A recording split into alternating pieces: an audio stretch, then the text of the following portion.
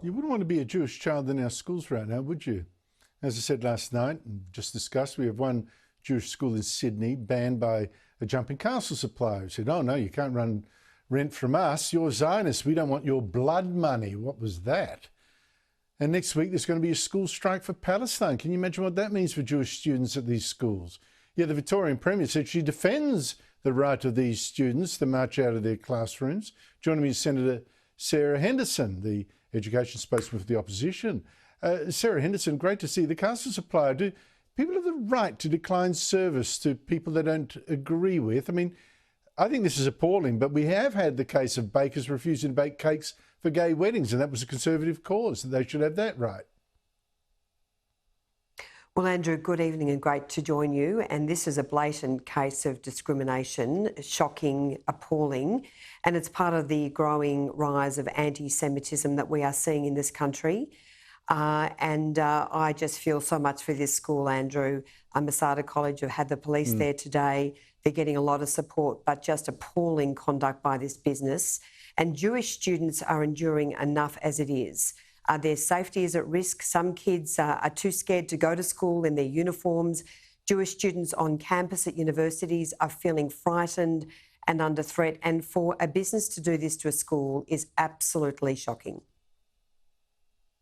I think it's disgusting, disgraceful. I hope she goes broke, the bigot.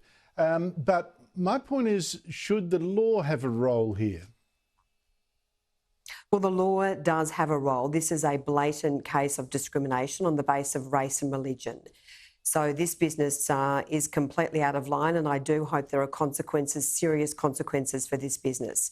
Just imagine if this spread. I mean, businesses already are being targeted because of their connections with Jewish companies and Jewish people. But for this school to be targeted in this way is absolutely appalling. I agree with you. I do hope this business goes broke. It does not deserve to be in business.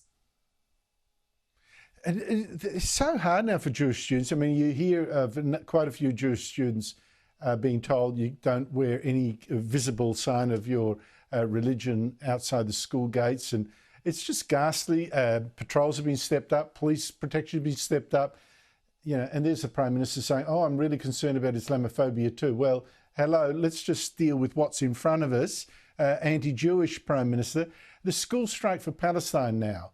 The Victorian Premier says the children have that right to skip class and go and march for Palestine, even though I guess dare say that half of them couldn't find Gaza on a map.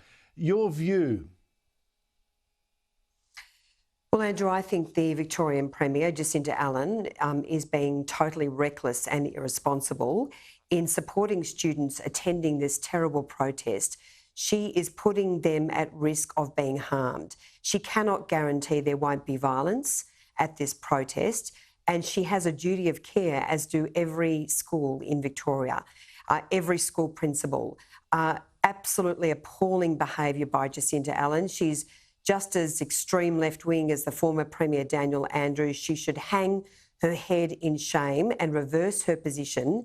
And the Albanese government, I've called on the Education Minister and the Albanese government to give assurances that students will stay at school, will not attend this protest. So I do expect that the Prime Minister and the Education Minister, Jason Clare, will step up to ensure the safety and security of students in Melbourne next week. Don't expect that from the Prime Minister's in mid-air. Here's an odd one though, Sarah. A Catholic school in the New South Wales Southern Highlands says it wants to cut in-school teaching to just 4 days a week and have students learn at home on Mondays with no formal teaching. This is just for the older students. The principal says this will set students up for success in the modern world. Might also cut the school's teaching bill, which might not be incidental. Good idea? This is a very bad idea. Students have had enough enduring remote learning during COVID. It caused enormous damage, Andrew. I'm worried that the school has taken this measure because of teacher shortages. There is a growing teacher shortage crisis in this country. Again, we have not seen the Albanese government do much on this front at all. Of course, it's only going to get worse. There's also a trial of shortened teacher days and student days in Queensland, indicating that teacher shortages are really a profoundly serious problem. Made worse, though, because there's these teacher scholarships which have been announced by the government, more than $50 million, and yet they've only been offered to student teachers who teach in government schools. So a blatant case of discrimination against non-government schools. Oh, my goodness, sure is. That's a skip by me. Sarah Henderson, thank you so much indeed for your time. Really appreciate that.